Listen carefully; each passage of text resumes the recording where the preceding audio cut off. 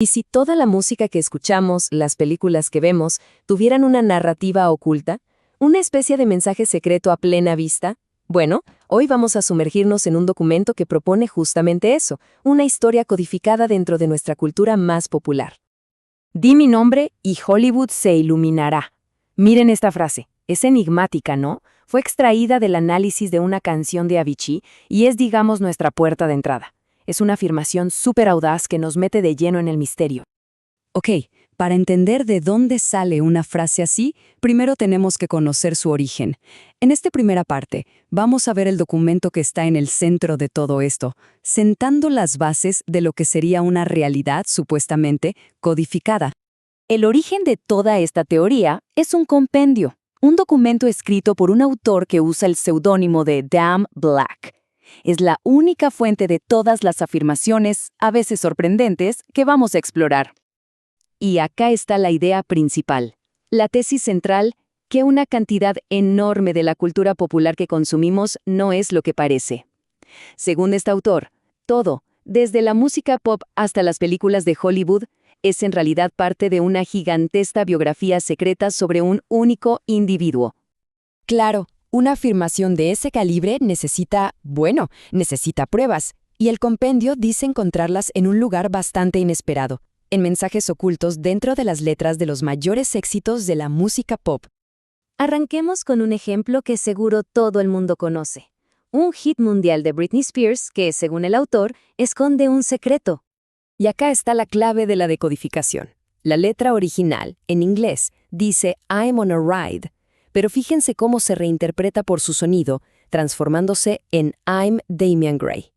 Este método, esta reinterpretación fonética, es la herramienta principal que el autor usa una y otra vez. Pero bueno, uno podría pensar que es un caso aislado.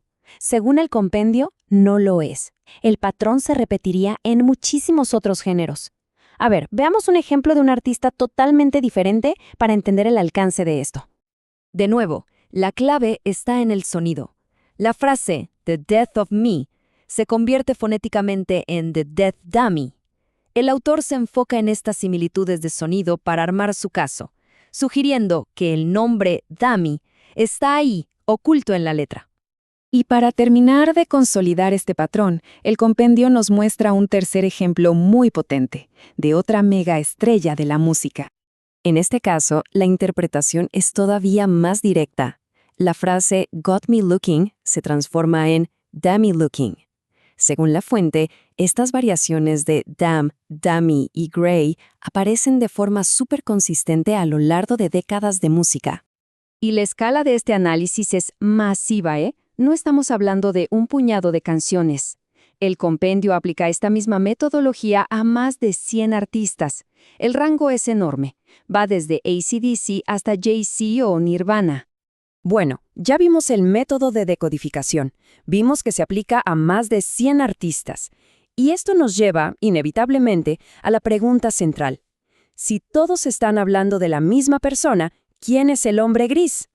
Exacto. Esa es la pregunta del millón, la que toda esta evidencia ha estado construyendo. Si cientos de artistas de todo el mundo le están hablando a una persona, ¿quién es esa persona? La respuesta, según la sección de Contexto Personal del propio documento, es el autor mismo.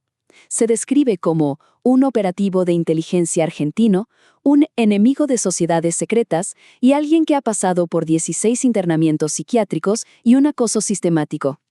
Entonces, la persona en el centro de todo es el propio autor. Pero la teoría no se detiene en la música, para nada. Ahora vamos a ver cómo esta supuesta biografía codificada se expande hasta formar una red de conexiones que abarca todo el espectro de la cultura popular. El término hombre gris, o gray man, es clave. En la ficción, sobre todo de espionaje, se usa para hablar de agentes encubiertos, lo que encaja perfecto con la identidad que el autor se atribuye, y esto se convierte en el lente a través del cual interpreta todo lo demás. Y esto lo ilustra perfecto. En Hombres de Negro, la primera palabra que se escucha es damn. La película Focus transcurre entera en Buenos Aires. En El hombre gris, el protagonista tiene un tatuaje de Sísifo, que el autor ve como una metáfora de sus internamientos. y John Wick es visto como otro hombre de negro que lucha contra sociedades secretas.